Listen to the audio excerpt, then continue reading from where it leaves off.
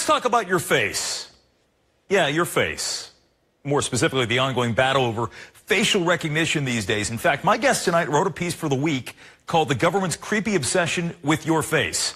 Civil liberties writer and young voices advocate Dan King up late with me on the Final Five tonight to talk about this. Hey, my friend, how are you?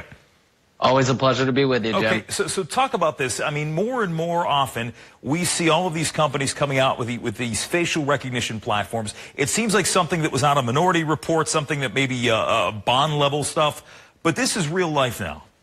Yeah, and originally intentions were for businesses like Amazon and Facebook to use them for their own purposes, but now, at least in the case of Amazon, they're in cahoots with a lot of local law enforcement. So there was this platform that Amazon came up with, because I remember this made pretty big headlines not too long ago, that there was this database that they built up, and then suddenly they were selling the rights to it, selling access to all this information that they amassed.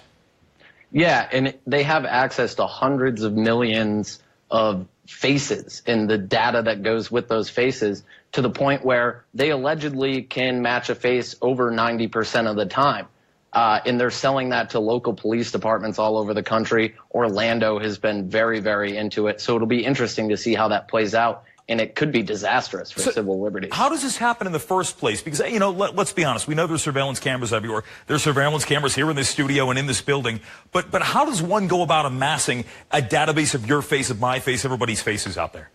Yeah, I mean, in the case of Amazon or Facebook, it's typically stuff we just willingly turn over to them. I mean, who doesn't have their face somewhere on their Facebook page? I mean, obviously, they're gonna be able to access that. And, you know, in bad circumstances, they're going to be able to share that with bad actors in the government and elsewhere. We're looking at some video right now of filters, you know, Snapchat, Instagram. I mean, Apple to some extent has some ways you can manipulate photos in the camera.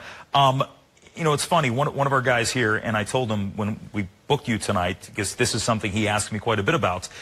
If you take a picture of yourself, let's say you're just trying to put a filter on, you know, the dog emoji or something like that. Is that something that you and I should be concerned with, somebody taking that facial scan and putting that out into the cloud somewhere? Probably. See, you were right. You were right, Mark. Go ahead. The FBI has a database of 52 million mugshots. DHS is looking to expand their facial recognition database to have 500 million people in it. And the problem here is when they're used for law enforcement, a lot of times they don't even actually get the right person. I mean, especially with people of color, 12% of the time they can't even detect the right gender, let alone if it's the person they're supposed to be arresting. Okay, so you can certainly opt out by not putting your face in certain places, by not agreeing to the user agreement with Facebook. But, you know, how do people, I mean, is there a way to avoid this? Period. Not really. I mean, if you go to any like major public event, chances are there's going to be surveillance cameras there. And let's say, God forbid, a crime happens at that event, they're going to be looking at that surveillance footage, and they're probably going to be matching it against FBI databases, against the DHS database that's being expanded, and against the hundreds of millions of facial recognition data that Amazon has. All right. Dan King wrote The Government's Creepy Obsession with Your Face. We just tweeted it out on our account. Check it out. Dan, it's always good to see you. And we're back after this in the Final Five. At the Jeep Celebration event, it's time to celebrate